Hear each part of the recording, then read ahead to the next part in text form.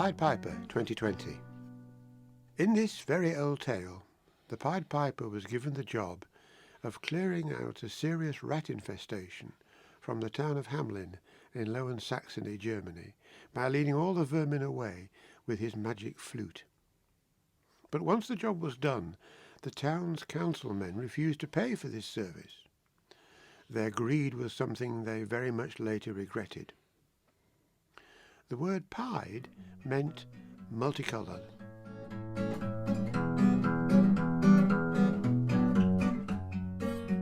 George, we seem to have a problem, says Frank. The sign on my desk at Hamlin Bank's London headquarters says George Preston, Chief Information Officer. I'm known as the CIO. In theory, I look after all the bank's computer systems. I think a better title would be CFG, Chief Fall Guy. The bank only takes notice of me when things go wrong. I'm also tired. Tired of messing about with computers, tired of working for a living, and especially tired of the daily, long, slow commute to work in the City of London. I'm 64 years old. It's been some time since I was last able to see my knees, as my stomach gets in the way. Most of my hair is a distant memory, and many of my distant memories are, well, distant memories too. I'm looking forward to the quiet life. Frank Cooper, my deputy and probable successor, has a worried look on his face. A very worried look. He's much younger than I, at only 35. He's a very fit man with a full head of hair and a flat stomach. He's ambitious and has his eyes set on a job just like mine. CIO of Hamelin Bank would suit his lifestyle and rather showy wife very well, thank you very much. OK, I say. Tell me all about it. Oh, an extra problem is just what I need today. Frank drops into the chair opposite my desk. We've a virus in the system. Actually, it's worse than that. A virus sounds like something that might do damage if it grows. This is an illness. It's doing damage right now. And that's not all. It's much bigger and much more harmful than any kind of bug we've seen before. In fact, the word bug is nowhere near big enough for this monster. We've dealt with these things before. What's the problem this time? I ask. This is not like a normal virus. All of our computers have slowed down to an absolute crawl. They're practically unusable. We can't process checks, credit card bills. We can't even issue cash through the hole-in-the-wall machines. We're almost at a standstill. And the worst bit of all is we need the computers to fix the problems, but they're all working so slowly that it might take us ages to fix them. Frank, when you say it might take ages to fix, how long exactly do you mean? Frank thinks for a few moments. I think it might take 2 or 3 hours? That's terrible. Not exactly, stutters Frank. Don't tell me 2 or 3 days. Well, no, I don't think 2 or 3 days, says Frank. But just as I start to feel as relieved as a dog standing by a damp lamppost, he goes on. I really have no idea. It could be 2 or 3 years, we just don't know. I see the end of my working life getting suddenly much closer, at much the same speed as my pension pot is shrinking. OK, enough. Get the gang together. We need a powwow. The IT team gathers immediately, this taking precedence over all other matters, including project review meetings, coffee breaks, and chat-up sessions with members of the opposite gender. The meeting confirms Frank's worst fears. Everyone frowns. I summarise the position, after the first few opening gambits. So, this virus is in all of our computers. It makes them all work so slow that it makes a tortoise look like Mo Farah. We are, in all practical terms, shut as a bank, with no way of fixing things this side of the decade. Is that right? Jill, a software team leader, is brave enough to speak while all the others find scuff marks on their shoes requiring detailed examination. It's not really a virus, she says.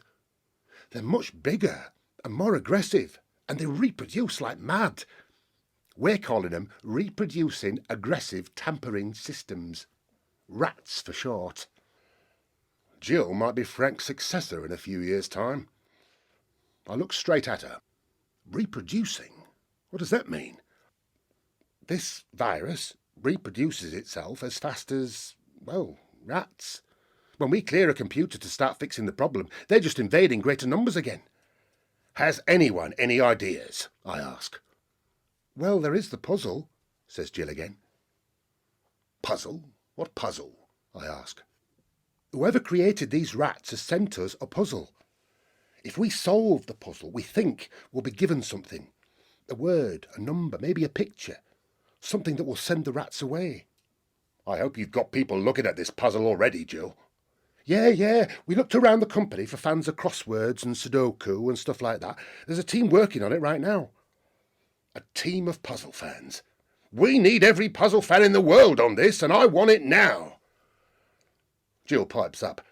Why don't we go on social media and offer a prize for the first person to solve it? We can even tell them why it's important. I mean, they'll need to know how the solution will work, you know. Twitter, Facebook, all them. Can we have a budget for a prize then? A genuine smile joins some of the creases on my face for the first time since I last watched a Russian truck driver narrowly avoid disaster in a satisfactorily amusing way on YouTube. Now that makes sense. Let's make the prize £10,000. That should do it. No, we can't wait to get it properly authorised. It goes viral. Hundreds of people in hundreds of cities around the world slave over the annoying puzzle, straining every sinew of their brains to win the tempting prize. And a winner emerges, some 3.5 agonising hours later.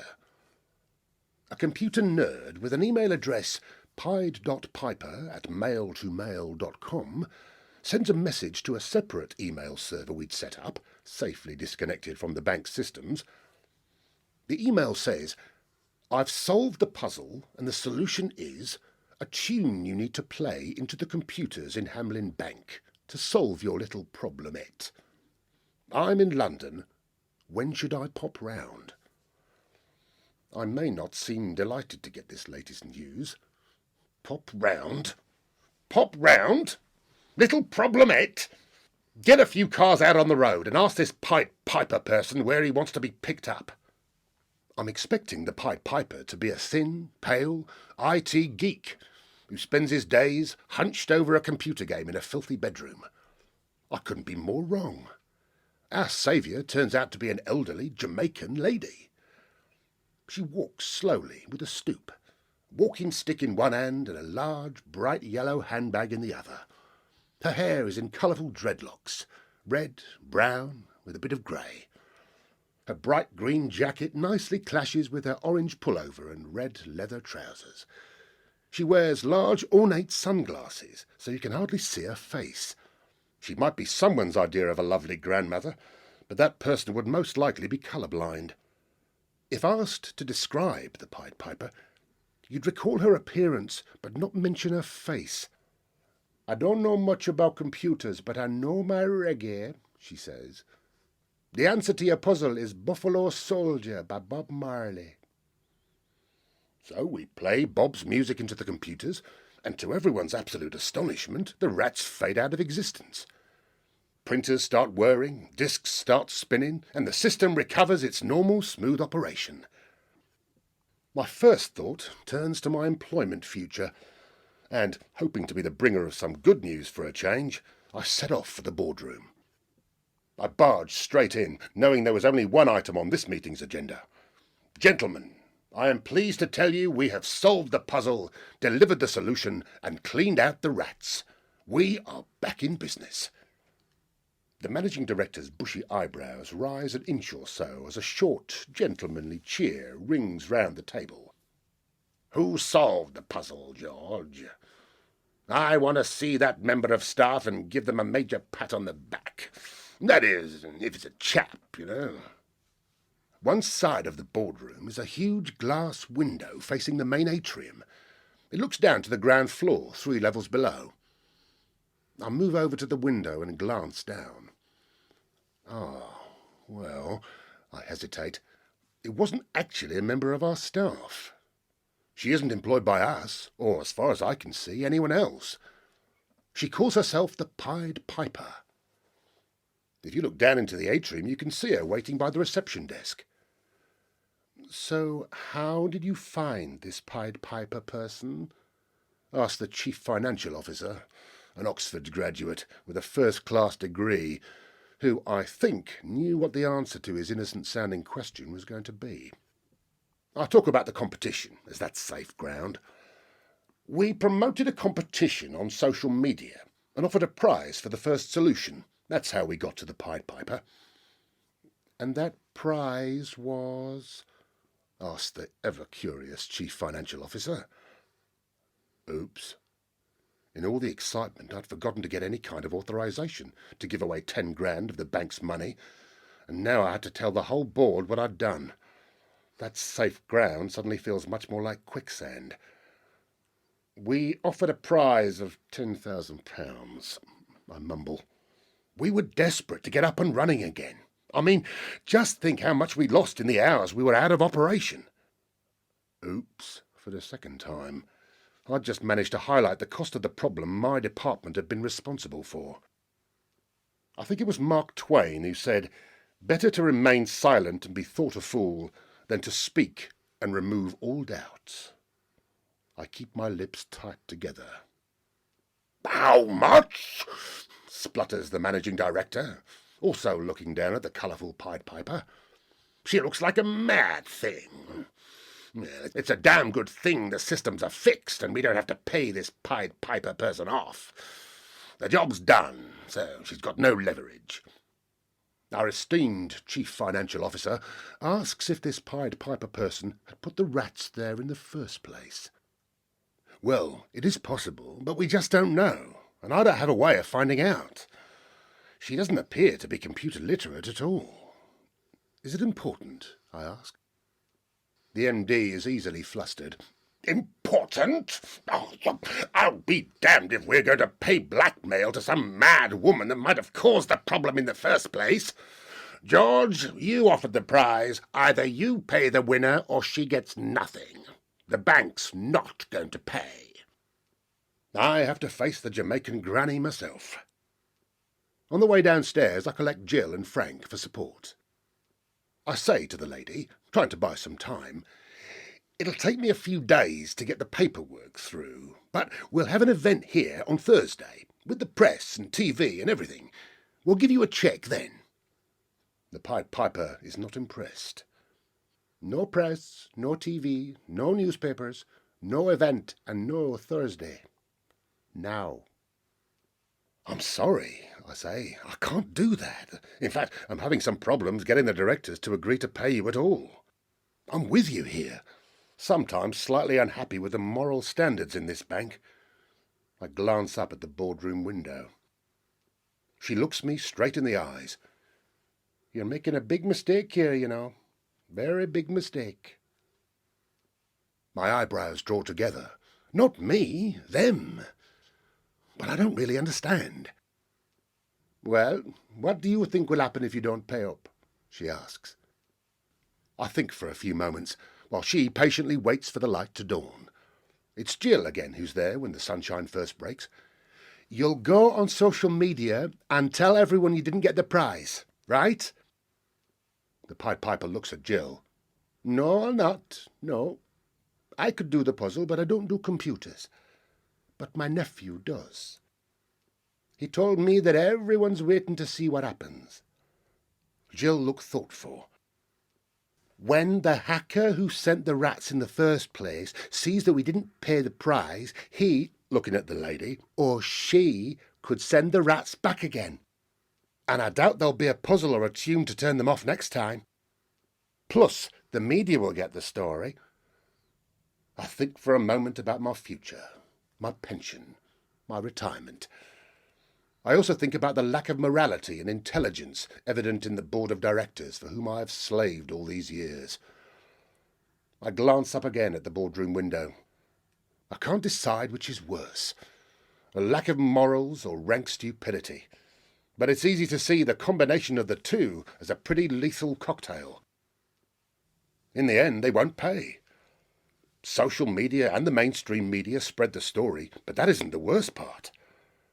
Within a few days, the rats are back. This time there is no puzzle to solve. Just a demand for £500,000 before the bank could start to trade again. There's really no choice. We play every one of Bob Marley's songs into the network, then Peter Tosh, Desmond Dekker, and anyone else we can think of. We even tried Gershwin and McCartney. Nothing works. So, without any grace, the chief financial officer obeys the instructions to the letter and deposits the cash in an account at another bank. He nearly has an heart attack. Sure enough, within minutes, the rats are gone, and once again we're back in business. The MD sends for me. Well, George, that was bad. A very, very bad episode. It should never have been allowed to happen. And we want to be sure that it never happens again. Now, I understand you're just a few months away from your retirement, so why don't you hand over to Frank and clear your desk this week? They need a sacrifice to keep the shareholders on side, and I realise the sword points at me. I don't really mind anymore. I have my pension, my savings, and from now on, time to spend them. No more long, boring commute. No more waiting for cancelled trains on cold platforms. No more being Mr. Fall Guy for any technical problem going. A holiday in the sun is high on my agenda. I'm quite fresh when I disembark at the Norman Manley International Airport near Kingston, Jamaica. First class is so much more relaxing than steerage. I'm driven to the lovely and rather expensive Half Moon seaside resort.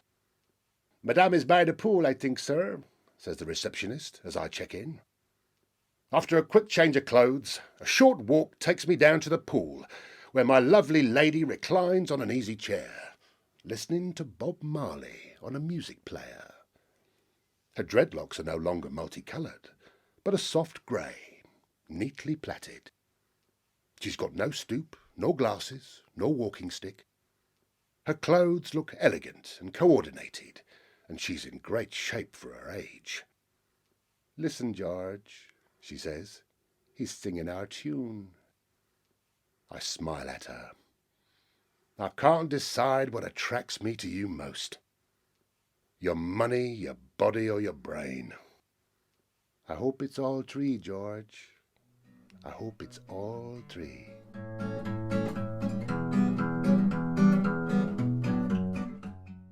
The Pied Piper of Hamelin 2020 was written by Geoff and Audrey Reiss, read by Owen Shaw, directed by Peter Spafford, and edited by Ruth Mark.